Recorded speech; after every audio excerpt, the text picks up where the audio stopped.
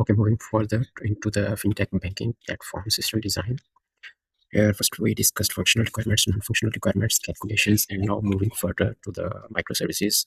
So, what will be the basic microservices which are essential for this? First of all, because it is a highly distributed system with high performance and low latency present, and also obviously because it is a banking platform, so we will need a strong consistency as well. So that is the reason we are going to the microservices based approach, and we are not going to the monolithic system, because those are a legacy system, not suitable for all of these high available and strong consistent requirements. So that is the reason we are moving to the microservices based approach. So these are some of the microservices which we will be developing, which are coming to my mind. We can create some further those, but obviously those are not required for now. First of all, front end is the main thing here. What I'm considering is for the front end there will be three microservices. One is the mobile app, and then there will be web app as well, or we can say it client portal, and then there will be internal admin portal as well. This will be a private service present specifically for the internal staff. These three microservices will be present, and then we will be implementing API gateway. API gateway will be doing all of the rate limiting, rate throttling implementation, and also there will be implementation of for we can say it web application firewall, because this is a banking platform which is with a very sensitive data. So let's do this further after a zaman. Yeah, one will be the API gateway service. This gateway service will be doing the rate limiting, rate throttling implementation. So there cannot be any import attacks present, DDoS attacks, distributed denial of service, and also to properly verify the SQL injection, cross-site request forgery, such kind of attacks, such kind of requests will be avoided by the API gateway. And then further we have a WAF, Web Application Firewall present, then the global load balancer. So I have properly made those in the edge and layer in the diagram here. If these three are the front end client port is present, and out of these, because web portal and mobile app, these will be the public ones. These will be their traffic will be first going through WAF, Web Application Firewall, and then further it will go to the API gateway. But as internal admin portal will be the private one, so Web Application Firewall is not required in that case. So the traffic from internal admin portal will be going through directly from API gateway. And then after API gateway decide that if the request is coming, that request should go to which backend microservice. That is the decision which is being done by the API gateway. Like this request is coming, should it be navigated to auth? Should it be navigated to accounts, or the ledger, or the transactions backend microservice notifications, centralized logging? That decision is being done by API gateway. And then further, global load balancer, its duty is to navigate to specific node of that backend microservice. That is the main difference between GLB and API gateway. Like API gateway will decide that it will navigate to the auth backend microservice. And as we can see here, we are trying to show the replicas of each backend microservice by using these three squares instead of one.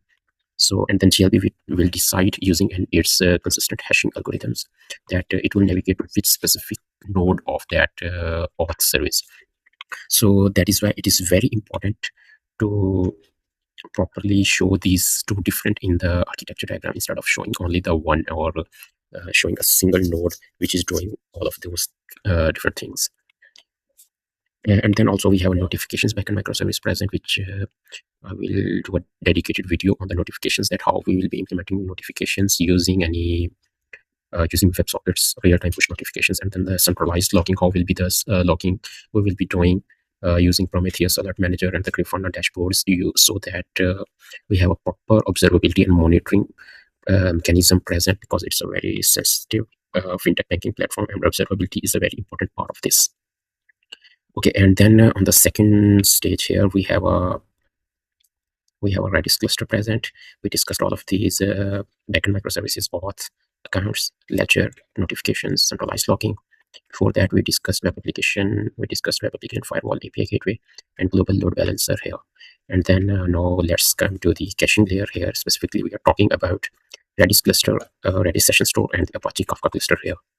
So the main purpose of using these two is the Redis session store. Let's discuss on Redis session store first, because we discussed that there will be around about 10 million daily active users, and we will be storing their sessions. Like we discussed, this Redis session store, that is very important, so that users have not to log in again and again. So we need to store these sessions in the Redis session store and the cluster. And for that, we are using this. So it will be taking around about 50 GB of data as we anticipated in our calculation section. So how this whole thing will be happening? It will be happening in this way. So user will be requesting API gateway will navigate that login request to the auth service here. And then global load balancer will navigate that request to some specific node of the auth service. Auth service will first check from the Redis session store, so that for that specific user is the Redis session present or not. Session will not be present, and then using that,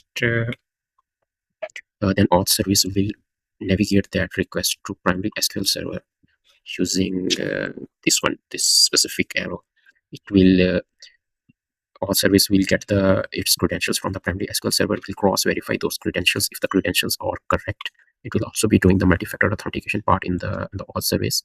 So if the correct credentials are correct, then auth service will save those Redis session, those tokens, JWT tokens in the Redis session store, and it will return from here with a successful 200 token that this user is being navigated. So that is the way of doing the logging part from the auth service. So that is why one thing further we need to mention here, that we are not using separate database servers for each of these backend microservices. We are using a centralized primary SQL database server, which will be having the replica also present. So that is the primary secondary database servers, or we can say the master slave mechanism which we are using in case of databases, and also the read replicas present for the